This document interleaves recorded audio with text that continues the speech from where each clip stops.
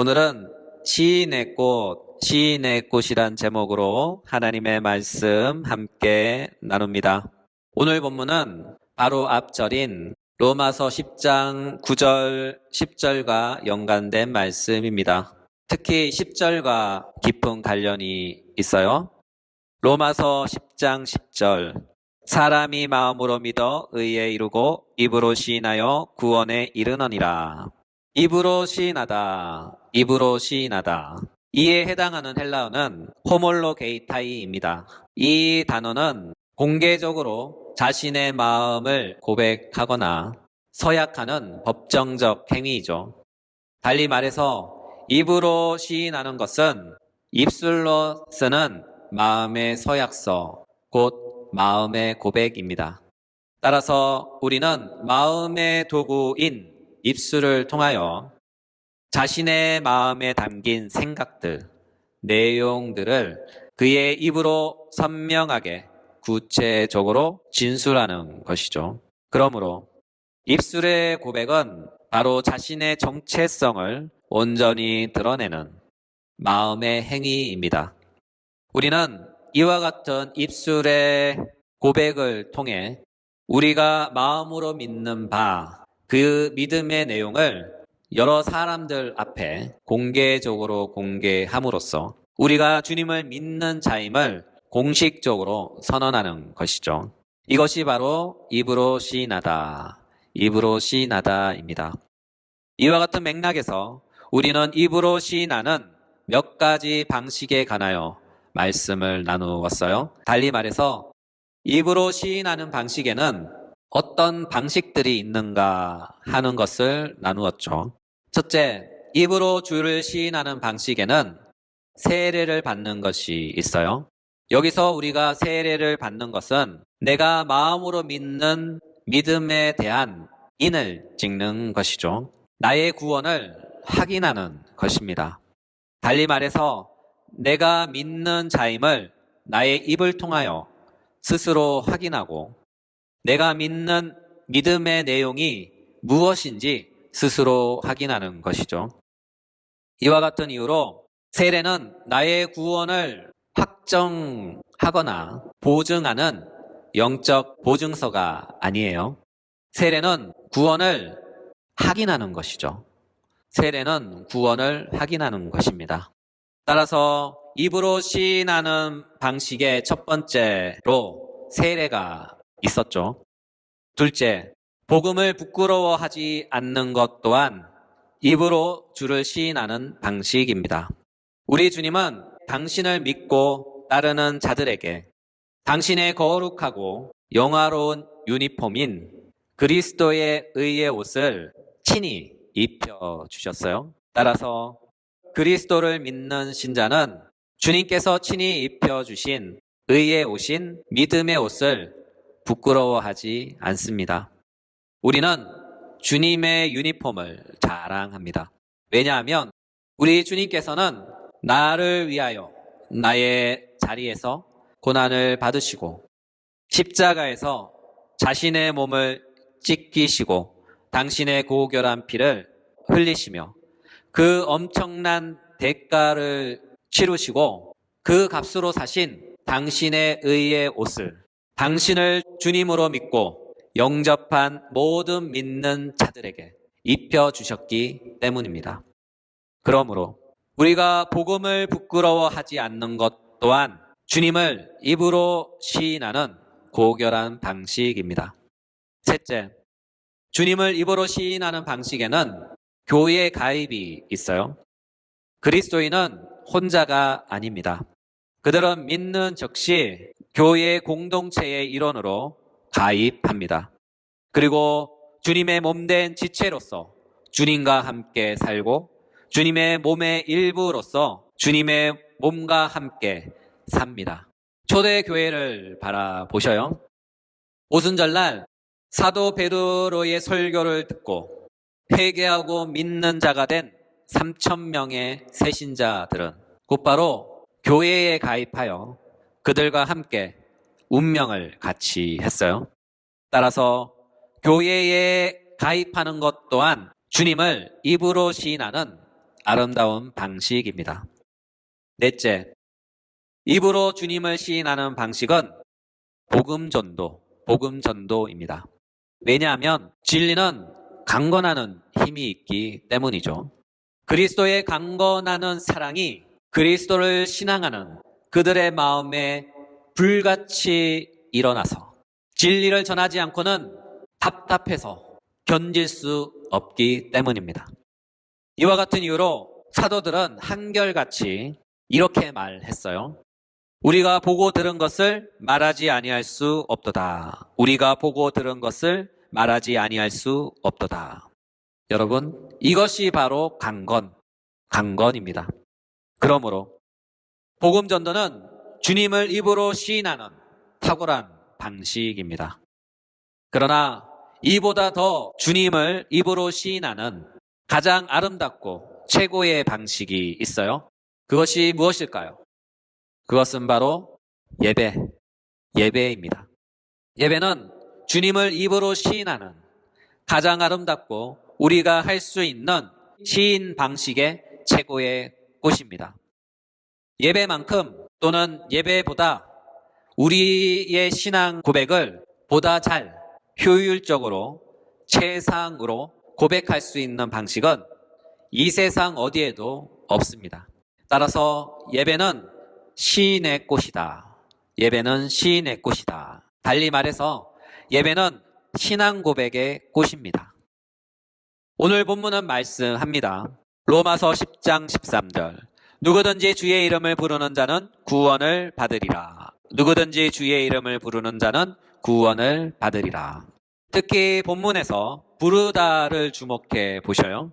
이에 해당하는 헬라어는 에피칼레세타이입니다. 이 단어는 에피칼레오의 부정과거 중간태인데 마음을 다해서 호소하다, 마음을 다해서 호소하다라는 의미에서 목매어 부르짖는다는 뜻을 갖고 있어요.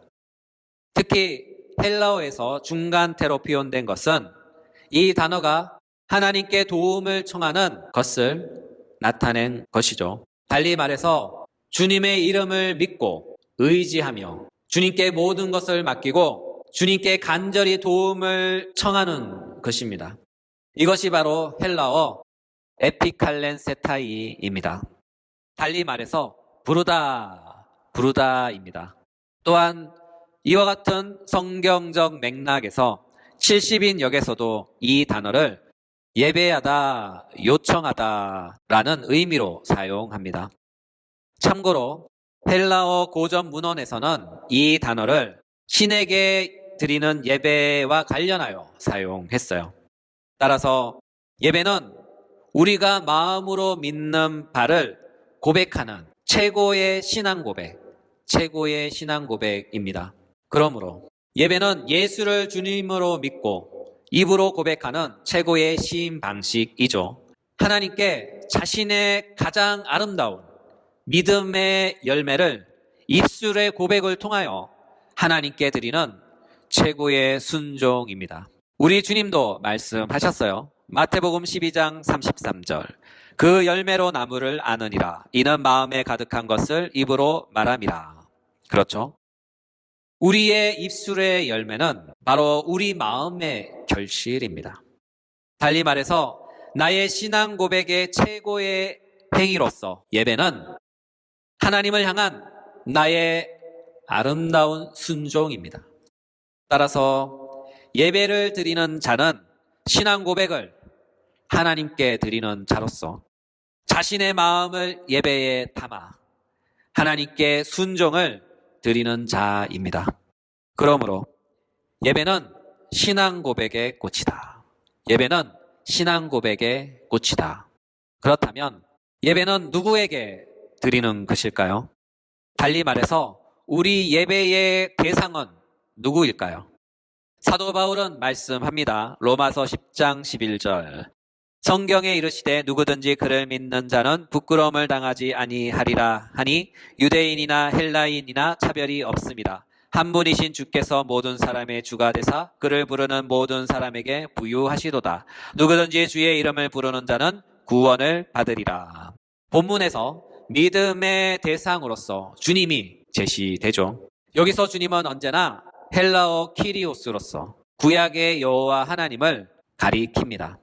사도 바울은 구약 시대의 여호와 하나님께 사용된 키리오스란 호칭을 언제나 예수 그리스도께 적용하여 사용합니다.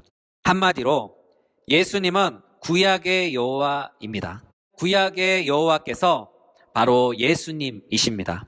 따라서 예수를 믿는 것은 구약의 여호와 하나님을 믿는 것이며 예수님을 믿지 않고 배척하는 것은 구약의 여호와 하나님을 믿지 않고 배척하는 것이죠.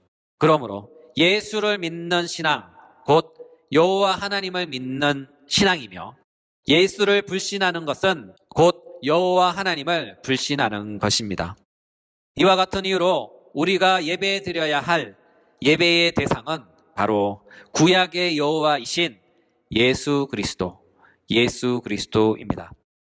구약 시대에는 말씀으로 계셨고 언약의 주님으로서 당신의 백성에게 나타나셨으며 당신을 믿는 자에게 구원을 베풀어 주셨죠. 신약 시대에는 말씀으로 선지에 계시다가 성부 하나님으로부터 파송을 받아 우리와 같은 인성을 취하시고 우리와 같은 육신을 가지사 사람이 되신 하나님으로서 당신의 백성들에게 나타나셨죠. 그리고 사람으로 나타나신 당신을 주님으로 믿고 영접한 그들에게 당신의 구원을 베풀어 주신 것이죠. 여기서 구약과 신약의 차이는 단 하나입니다. 그분의 존재 양식입니다. 그분의 존재 양식에 있어서 차이가 있을 뿐 구약이나 신약 시대나 한 분 하나님은 동일합니다. 이와 같은 이유로 구약 시대에도 여호와 하나님을 믿음으로 구원을 받았고 신약 시대에도 사람이 되신 여호와 하나님 곧 예수 그리스도를 믿음으로 구원받습니다.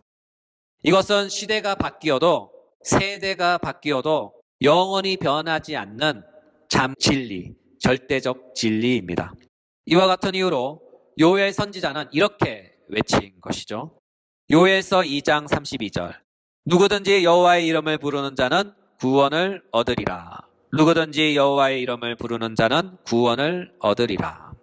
그러므로 우리 예배의 대상은 구약에서나 신약에서나 동일한 한 주, 한 분, 한 하나님이신 여호와 하나님께 달리 말해서 예수 그리스도께 예배를 드립니다. 그리고 우리의 예배는 그분을 믿고 그분을 신뢰하고 우리의 모든 것 대신 그분을 향하여 간절히 도움을 청하는 것이죠. 왜냐하면 그분은 당신을 예배하는 자들의 부유함이 되시기 때문이죠.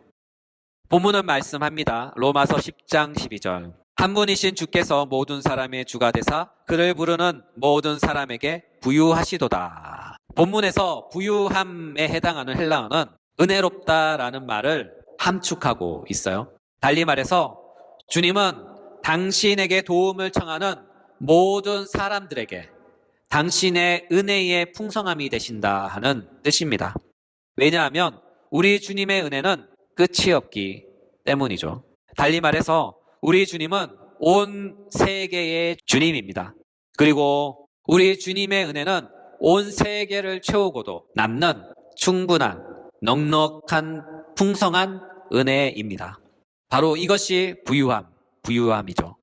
여기에는 그 어떤 제한도, 그 어떤 한계도 없다는 뜻입니다.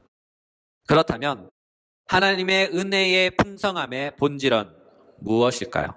첫째, 하나님의 은혜의 본질은 바로 죄에서 죄인을 구원하시는 은혜입니다. 두 번째, 죄에서 구원한 의인을 하나님의 자녀로 삼아주시는 은혜입니다. 셋째, 우리의 주님이신 그리스도와 함께 하나님의 영원한 나라를 유산으로 주시는 은혜입니다. 넷째, 그리스도와 함께 영원한 왕국에서 왕노릇하는 은혜입니다. 다섯째, 이제는 완전한 의인이 되어 죄가 발생할 가능성이 전혀 없고 또한 영원히 죄를 지을 수도 없는 완전하고 영화롭고 영광스러운 존재가 되게 하시는 은혜입니다. 이것이 하나님 은혜의 본질입니다.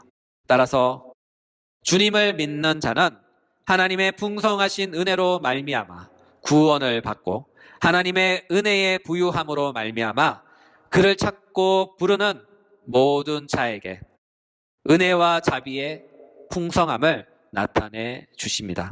또한 주님은 자신을 찾는 모든 자에게 당신의 전능하신 손으로 함께 하사 그들을 넉넉하게 도울 수 있습니다. 이 모든 것이 바로 하나님의 은혜의 부유함, 하나님의 은혜의 부유함입니다. 이 모든 것이 바로 주님을 부르는 것, 달리 말해서 예배 안에 있어요. 한원하면 우리 주님은 예배를 통하여 당신의 백성을 만나 주시고 예배 안에 당신의 은혜의 풍성함을 두사 예배를 통하여 그 은혜를 베푸십니다. 우리는 예배를 통해 우리 주님을 간절히 찾고 우리 주님을 향한 우리의 최고의 순종인 신앙 고백을 주님께 드립니다. 또한 우리는 예배를 통해 주님과 교제하며 예배를 통해 주님의 한량없는 은혜의 풍성함을 공급받습니다. 이 모든 것이 바로 예배 안에 있어요. 따라서 예배는 우리가 주님께 드리는 최고의 신앙 고백이며 나의 가장 아름다운 순종입니다. 또한 예배는 주님을 간절히 부르는 행위로서 우리 주님은 예배를 통해 우리를 만나 주시고 당신을 찾는 자들을 구원하시되 당신의 구원의 은혜의 풍성함으로 구원하십니다.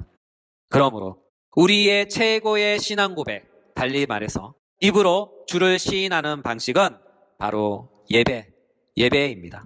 예배를 잘 드린 신앙 고백자들은 마지막 날에 주님께서 그들을 결탄코 부끄러워하지 않고 반갑게 맞이해 주실 것입니다.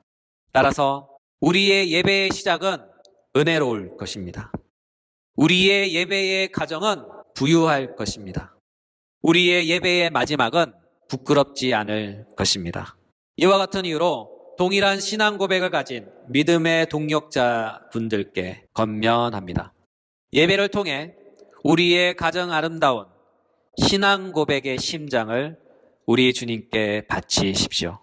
그러므로 예배는 이 땅에서 우리가 입으로 주를 시인하는 가장 아름답고 최고의 방식인 우리 신앙 고백이자 주님에 대한 우리의 참된 순종입니다.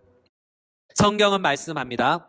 누구든지 그를 믿는 자는 부끄러움을 당하지 아니하리라. 누구든지 그를 믿는 자는 부끄러움을 당하지 아니하리라.